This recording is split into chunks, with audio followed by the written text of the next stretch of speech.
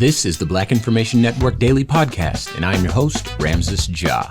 And sometimes the amount of stories that make their way to us means that we simply can't cover everything that comes our way. But from time to time, a story just stays with me, and I feel compelled to share it with you and give you my thoughts. And now, one more thing.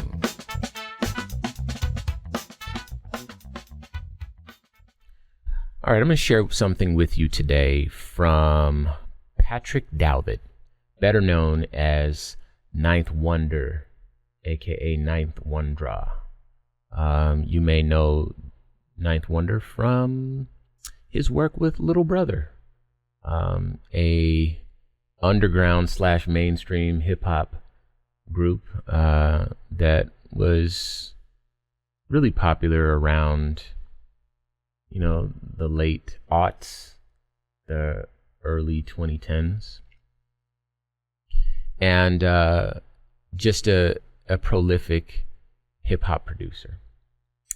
We're friends on Facebook, and he posted something that inspired the conversation that we're about to have today. So, the word for today is objectivity. When Nelly's Country Grammar album dropped, it wasn't my bag, not my cup of tea. Didn't play it in my car or anywhere. Maybe a song or two I was familiar with, but it wasn't for me. However, no matter what I thought about it, even to this day, Nelly's debut album, Country Grammar, is one of the most important albums in our culture's history. Easily one of the most impactful albums of the Midwest. It galvanized that region and represented St. Louis in ways we've never seen. That's what hip-hop does. It's supposed to represent the voiceless, even if the voice comes from a place you don't recognize or like. So when we say artists just got famous, or nobody didn't listen until this happened, that's kind of crazy to me. Not liking something and recognizing the magnitude of something is two different things. People are actually saying Kendrick Lamar Duckworth had no fans and no one listened until this beef. No one. Quote, this beef made him money, end quote. Things like that. LOL. Like nobody. Just a bunch of people who love deep music. That's crazy because I swear I got 2 platinum plaques on my wall in my studio from 2 albums by this guy that has millions sold on the bottom of them. On the gold-plated label on the bottom of one of them, it says, presented to Ninth Wonder to commemorate the sales of more than 4 million albums sold of the Interscope Records LP by Kendrick Lamar. 4 million albums. From an album that was released in 2017, one of 4 studio albums. All 4 albums nominated for Album of the Year. 4 million. Crazy. That's a lot of nobodies. That's a lot of nobody plays this. That's a lot of I ain't never heards. Pick a struggle though. When does number matter? Or awards matter? Or Billboard charts matter? When don't they? Good Kid, Mad City, the debut album by Kendrick Lamar. Section 80 is now looked at as a studio release. Is the only rap album since 2012 that remained on Billboard Top 200 since its release for 12 years. 12. Some of us got 12-year-old children, so the lifespan of your baby. The only rap album. In 2019, he was on the cover of Forbes as the $80 million conscience. $80 million. That's a lot of folks who don't know who he is. That's a lot of man, don't nobody want to hear that. This guy once told me that nobody listens to him overseas. Nobody. Not the UK, not France, not Denmark, Germany, nobody. This is the kind of stuff we get on here and say, LOL. But we love hip hop and we know the culture. We used to. Some of us just like famous people. Salute to Kendrick Lamar Duckworth. Salute to Aubrey Drake Graham, Jermaine Cole, Sean Carter, Lauryn Hill, Nasir Jones, Dana Owens, Dwayne Michael Carter Jr., Marshall Mathers, or whoever you like. Let's just not get objectivity and subjectivity confused. So, I had the honor and the pleasure of conducting my first YouTube Live watch party with my best friend and co-host, Q Ward. And we thought that we should talk about that. I want to first say, as a person who's not only from California, Los Angeles, but Compton. That when we saw Ken and Friends pop out, that, being from that city, knowing how scary it used to be to walk to the corner store. I was born in 1982, so used to be able to buy candy for 5 cents and for a penny, now and laters and things like that. How scary it was to walk to that corner store to get that stuff. How scary it was at night. Hearing gunshots, seeing dead bodies, the things that you would think about like in a movie. When I would see movies growing up, it was almost like I was desensitized to it. I was like, oh, that's it? Or, they're just walking like it's okay, to know and have such an intimate relationship with trauma at such a young age. To then see that stage, to see Compton Kendrick, up there and the whole world watching. It was incredibly special. And for those that did watch it, you saw how galvanizing that was for the entirety of California, the entirety of the West Coast, right? And California has had its problems, and those problems have been exacerbated by the government, and, poverty and systemic oppression, and also just kind of a function of, people with a lack of options doing what humans naturally do in those circumstances at those particular crossroads. And to know that Kendrick Lamar, everything that Kendrick challenged Drake to do during that beef, not only had he lived it, but he showed it during his victory lap concert by bringing all those different hoods together on one stage, taking a picture together, and then confirming that the city is outside. It was more than a concert. It was a moment, a cultural moment. And I can't speak as a person outside of California who observed it, because I am a person from California who observed it. So it wouldn't matter to me if it was relevant to people in Wyoming or Florida or South Carolina or whatever. Granted, I love all those places, but it wouldn't matter because it needed to matter. You don't know dead people from your childhood whose lives were claimed by gang violence in Compton, and I do. So seeing that progression, knowing that I love my people, and seeing Kendrick take this moment and put only LA artists on stages and highlight these people who, he's got everybody watching. Here's a little bit of boost for you, a little bit of boost for you. Let me spread this out. You know what I'm saying? It was an incredible moment for me. But I have the pleasure of feeling connected to Detroit whenever my feet are on the ground in Detroit, because of you, Q, the man who has always made me feel like I have a home there. And I know that in a similar way, you felt connected to, the concert that we were able to see. So talk us through that experience and just kind of what you felt was so special about it that made it the cultural moment that indeed it is. I've had several different emotional moments, even rewatching and looking at clips and photos from that night. So first and foremost, shout out to Compton. It's an ironic thing that every time I hear Compton mentioned in a movie, a song, or in culture, because of Ramses, I feel personally connected to it. I feel personally proud of it. So shout out to the entire Compton, California.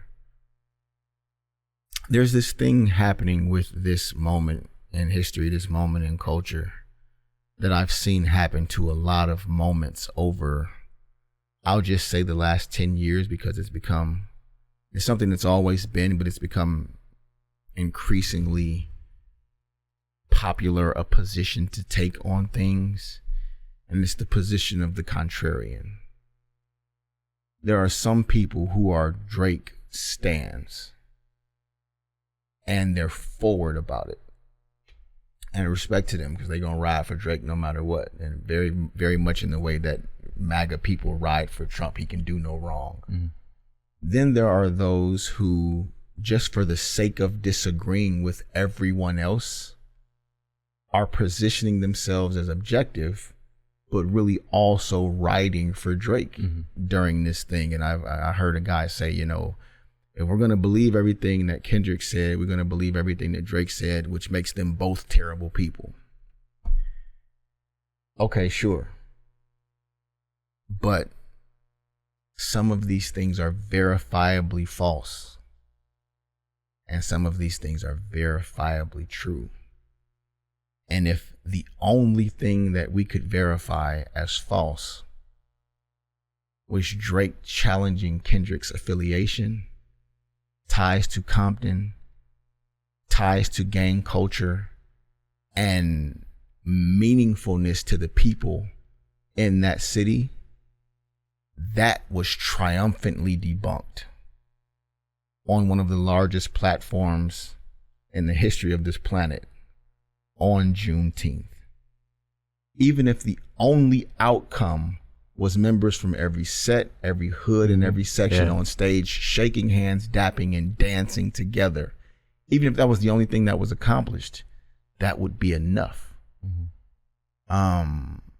So you can talk artistically, you can talk culturally, you can talk impactfully, you can talk authenticity. And in every aspect of this conflict, this beef, Kendrick Lamar Duckworth came out, I'll use the word again, triumphant. And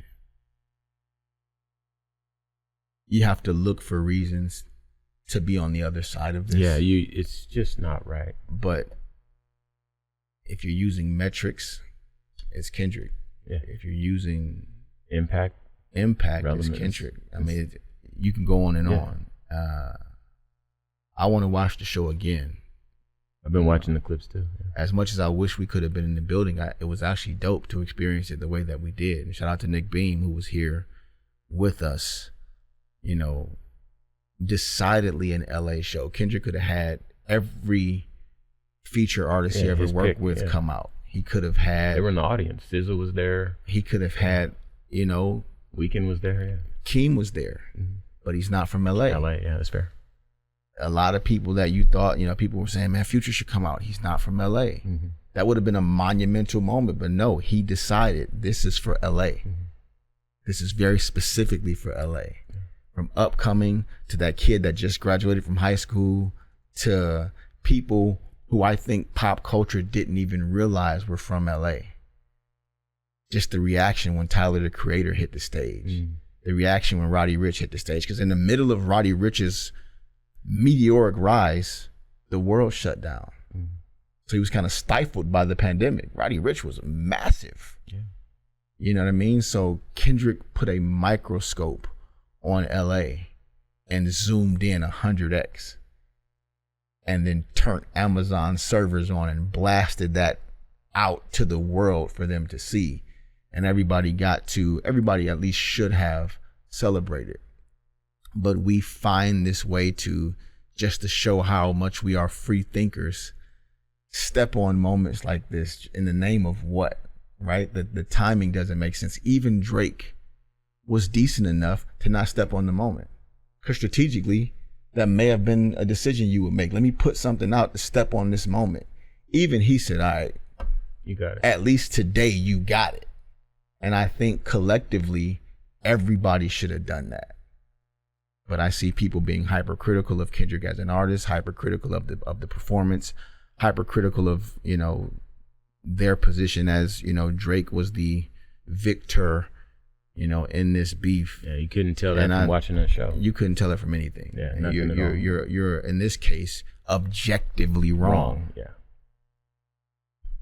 Well, there was something special about, by the way, when I was talking about people in the audience, Kendrick's fiance was in the audience with their kids. So that kind of flies in the face of part of what, the back and forth was about. But some other folks in the audience, LeBron James, who is famously friends with Drake, but he's also a Laker, right? And what I really wanted to highlight was, again, from a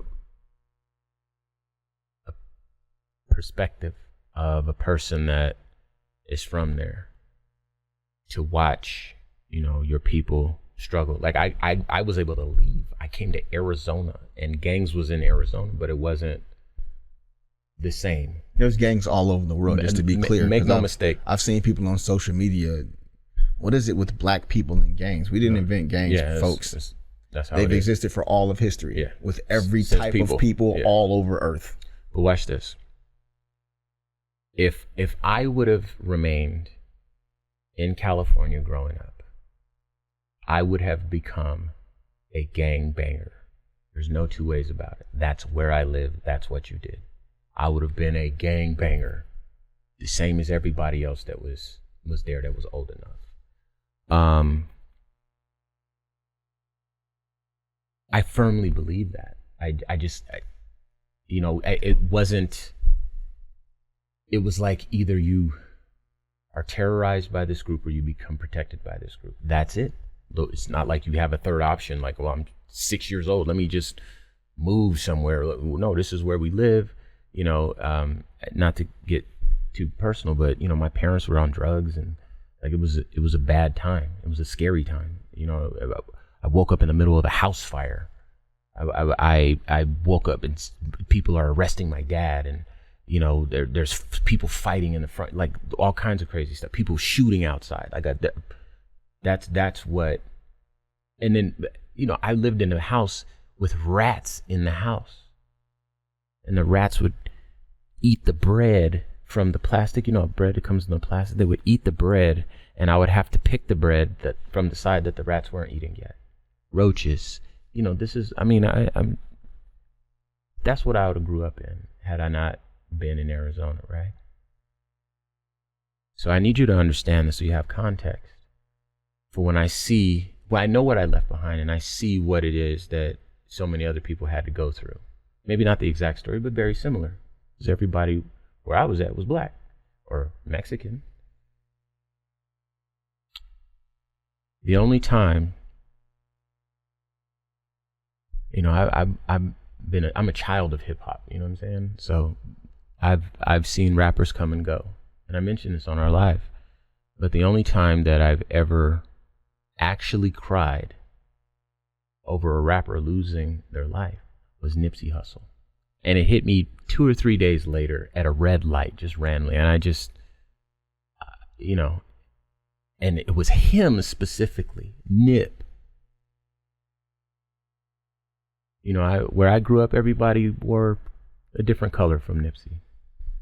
But I knew his walk. I knew what he was trying to do.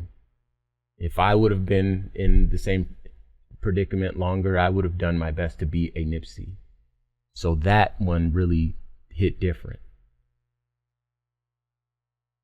I remember when Kobe died, you were the first person I told, and I was the source of you finding out. And I remember we were doing a charity event, and you were saying like, no, there's no way that's true. TMZ got hacked, blah, blah, blah. Everybody was saying that. And that was just devastating. But I think that people in LA felt a little bit more of that loss because, that, and those two losses happened around the same time, right?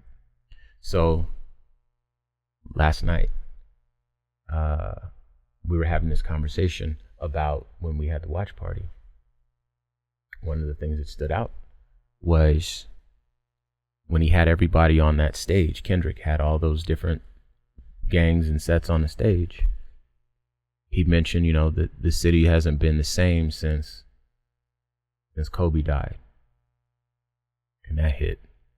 And then he said, you know, we haven't been all the way right since Nipsey died.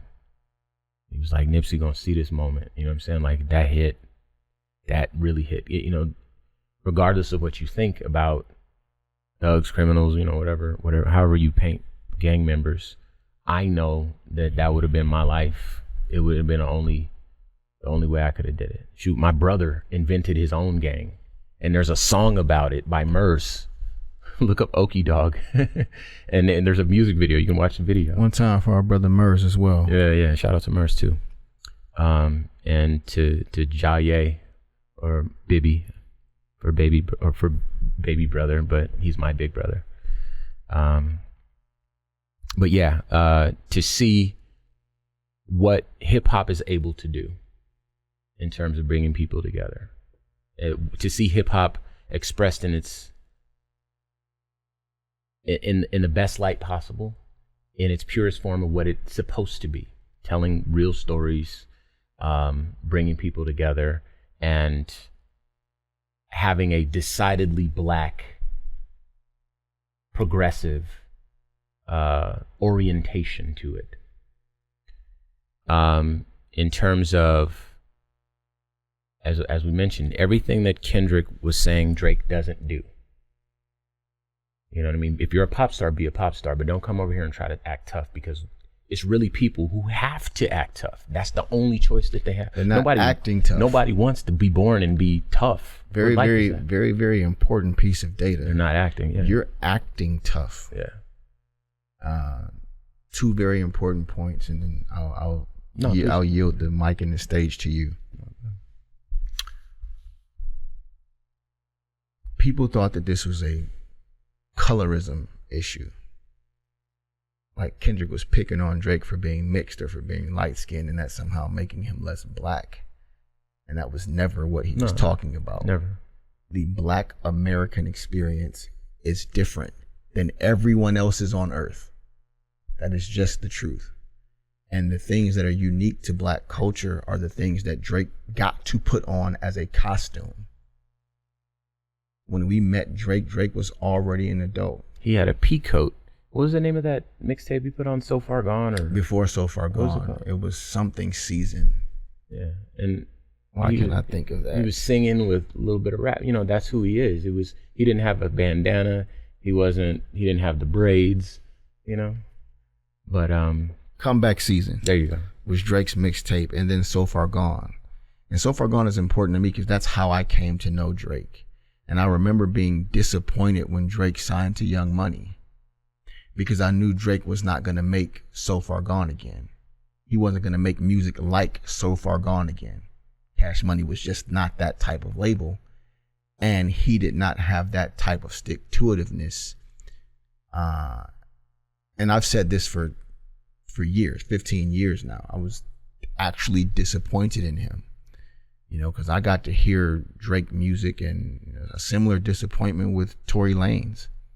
I got to spend some time in Canada. Shout to Gadget, shout to Chris Smith, and got to hear these guys do incredible music that the world never got to hear, because these guys were so talented. And that's another thing we have to keep reminding people. This is not whether or not Drake is dope. He is an excessively talented artist. Yeah.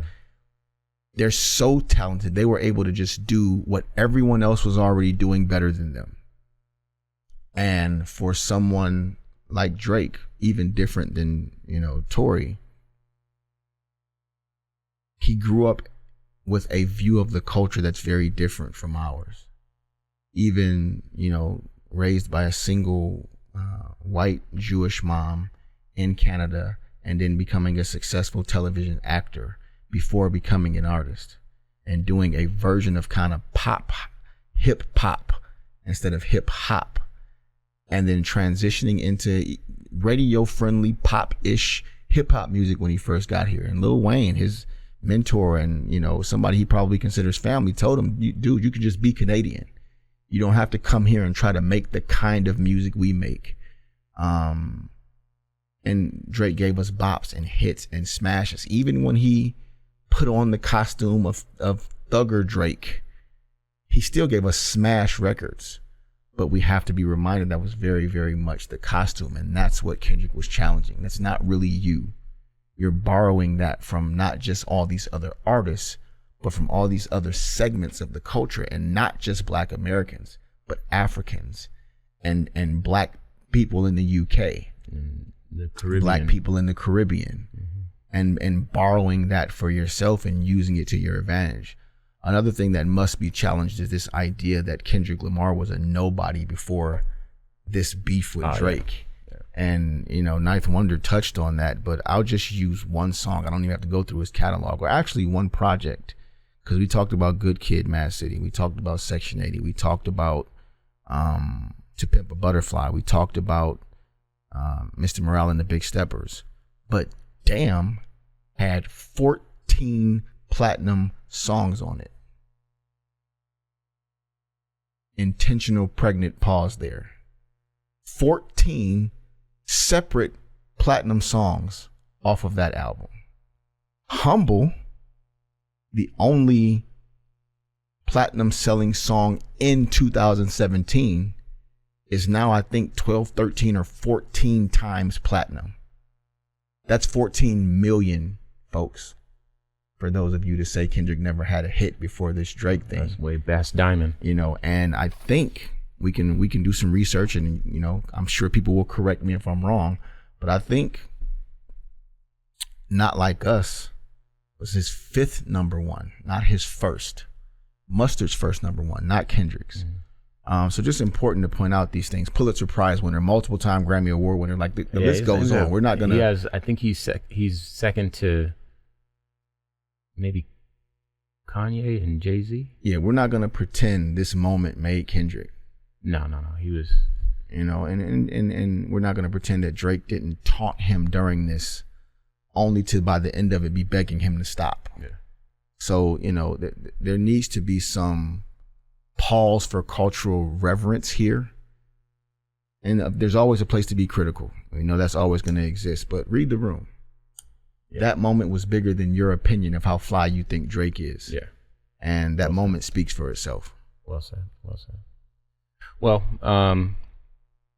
you know, Kendrick showed us, again, exactly what he was critical of Drake at, what he was critical of Drake for. Kendrick then embodied it and displayed it, right? This is, if this is what you're doing, you know, do it for your city, do it for your people, do, you know, whatever. You don't have to take from anywhere else. You don't have to colonize anything else. You don't have to co-opt anything else. You know, walk in your own truth. And, you know, when you're from a place like that, authenticity matters. When you're a bona fide hip hop artist, authenticity matters. And Drake is from Toronto. It's one of the most diverse and incredible cities on earth. Like, Toronto is dope. You don't have to be Houston, Atlanta, Memphis, Vegas. You can be from Toronto. Yeah. Toronto is super dope. I've lived there. Trust me. You know, you could just embody all that Toronto offers and deliver that to the world. You don't have to adopt American street culture like you've ever lived it, because we know better. I'm from Detroit, Michigan. I don't present myself as someone who lived American street culture, even though I grew up in it, surrounded by it, engulfed, embodied. Like, I still don't present myself to the world that way, because it wouldn't be genuine for me. Yeah. I grew up on 7 Mile Road, Detroit, Michigan. My mom still lived there today. This is real not Detroit. Yeah. Even I could not present myself to the world that way. The OGs where I'm from would laugh at me and call me out for being a perpetrator. So, you know, this is not I'm not lifting myself up in that way, because I didn't grow up in it that way. Around it, yes. But yeah, that's, I think that and many other reasons that, you know, are beyond the scope of this conversation are why this concert, this moment, will live on forever. You know, by far and away the biggest hip hop battle that has ever been. And that's objective. We know how people feel about Nas and Jay. We know how people feel about Big and Pac. But the instant availability of this content just changes it. The internet making us all collectively tune in at the same time instantly by definition just makes it the biggest ever. There was no months in between. There was days, sometimes hours, sometimes minutes in between these back and forths. And the whole world got to sign in and watch the victory parade at the same time, in real time. Social media, the internet, and technology made this bigger than it's ever been. Yeah. That's just objective fact. And I know that we've never seen, indeed, an entire concert before that was based around a battle record, a diss record, because he performed that song how many times? 6, 7 times? Yeah, but imagine that it was never even about the battle. And he brought the city. He used the stage and the platform to point out some things that he had a problem with, and then galvanize the entire city with that moment. That's how you cannot be said enough times. And that's exactly what I mean. That's why it's a cultural moment. Now, as always, you're free to disagree with us. I don't think you should, but you are free to do so. You can do that using the Red Microphone Talkback feature on the iHeartRadio app, or you can reach us on social media. I am on all platforms as Ramses Ja. I am Q Ward on all platforms as well. And let's keep it going. We'll talk soon, all right? This has been a production of the Black Information Network. Today's show is produced by Chris Thompson. Have some thoughts you'd like to share? Use the Red Microphone Talkback feature on the iHeartRadio app. While you're there, be sure to hit subscribe and download all of our episodes. I am your host, Ramses Ja, on all social media. Join us tomorrow as we share our news with our voice, from our perspective, right here on the Black Information Network Daily Podcast.